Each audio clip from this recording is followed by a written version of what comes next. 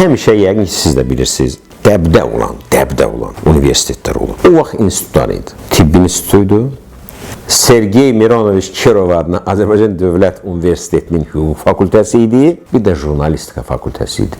Yəqin ki, bunları xatırlayırsınız. Bir qədər də o vaxt iqtisadiyyat necə gedirdi? Xalq Təsərrüfatı İnstitutu. O da narxoz gedirdi. Onu rusca demək istəyirəm, narxoz. Bir də o dəbdə idi. Həkimliyə də bizdən mənə qədər, bizə qədər, bizim kəndimizdən 2, 3, 4 həkim vardı. Sonra biz Yaqub müəllim devrində bir obyektivlik, bir devir yarandı 84-85-ci illərdə. Onda biz hamımız belə deyək, savadlı abituriyentlərin böyük əksəriyyəti həmin illər tibb universitetinə daxil oldular. Yəni tibb institutuna, onda Nərman var, tibb institutu. Sonra biz bir ildə 3 nəfər biz girdik, bizim arxamızca 2-3 nəfər girdi. Sonra bir dəb halına keçdi. Buna görə də bizim kətdən tibbə gedən çox oldu. Hətta mən, amma götürün Basar Keçərin Nərmanlı kəndini, Nuri müəllimin kəndini, o da daha çoxdur.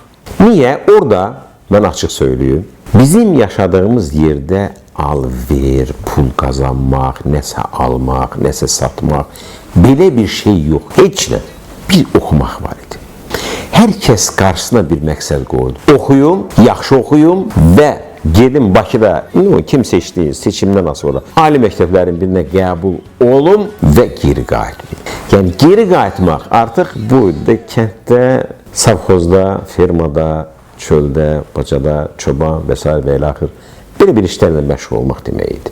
Çünki kənddə elə bir böyük fabrik yox, bir zavod yox, başqa bir şeylər də yox. Hər kəs istəyirdi ki, ali təhsil alsın. Ona görə bizdə təbii ki, 28 nəfər bir sinifdə qutarmışıq, 28 nəfərin 20 nəfər ali təhsillidir.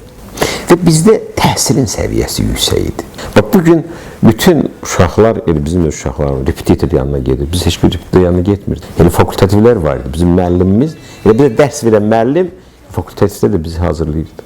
Və aldığımız qiymətlər də göz qabağındadır. Mən tibb universitetini ilin təqaüdünə bitirmişəm. Yəni, dediyim o 4-dən universitetdə oxuyan devirdə də məndə olmayıb. Bu qədər.